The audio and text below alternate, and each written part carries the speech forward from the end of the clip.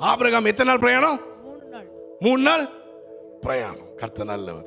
அப்போ ஆண்டவர் மனசுல இப்படியா எனக்கு உணர்த்தினார். முதல் நாள் பிரயாணத்துல அவன் போட்டது, அவன் கத்திய போட்டு கத்தி எடுத்து ஓங்கி குத்துனது என்னது தெரியுமா? உன் புத்திரன். அதை முதல்ல ஒரு குத்து குத்துனான். யாரு? ஆபிரகாம்.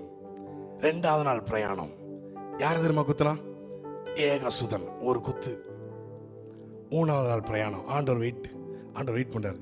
3வது நாள் தானே கிளைமேக்ஸ். இவன் என்னத்தை பேசுறான்னு பார்த்துருவோம்.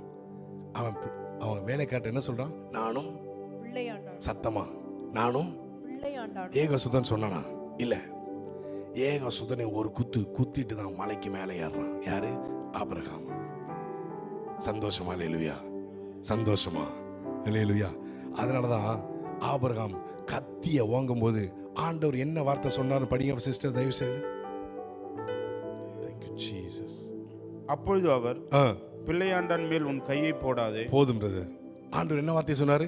முதல்ல ஆரம்பிக்கும் போது எப்படி ஆரம்பிச்சாரு? உன் புத்திரன். இங்க ஏன் கையை உயர்த்தும் போது ஏன் உன் புத்திரன் சொல்லல ஆண்டவர்? 2வது ஆண்டவர் என்ன சொன்னார்? உன் ஏகசுதன். எப்போ உன் ஏகசுதன் மேல கையை போடாதுன்னு ஏன் ஆண்டவர் சொல்லல? 3வது உன் நேசகுமாரன். ஆபிரகாமே நேசகுமாரன் மேல கையை போடாதுன்னு ஏன் சொல்லல? ஏன்னா இந்த 3யும் ஒவ்வொரு நாள் பிரயாணத்திலையும் ஒவ்வொரு காரியமா குத்தி குத்தி குத்தி ஆண்டவருக்கு அர்ப்பணிச்சு ஆபிரகாமை பார்த்து அவன் வேலைக்காரங்கிட்ட இவனும் நான் என் பிள்ளையாண்டான்னு சொன்ன அந்த வார்த்தையை தான் கர்த்தருங்க உபயோகப்படுத்துறாரு. எப்பா உன் பிள்ளையாண்டான் மேல, உன் பிள்ளையாண்டான் இல்லை, பிள்ளையாண்டான் மேல நல்லா பார்த்தீங்கன்னா தெரியும், பிள்ளையாண்டான் மேல கையை போடாத. அல்லேலூயா, அல்லேலூயா. ஆபிரகாம் எபினேசர் என்கிற பதத்திலிருந்து என்னேசர் என்ற இடத்துக்கு வந்தான்.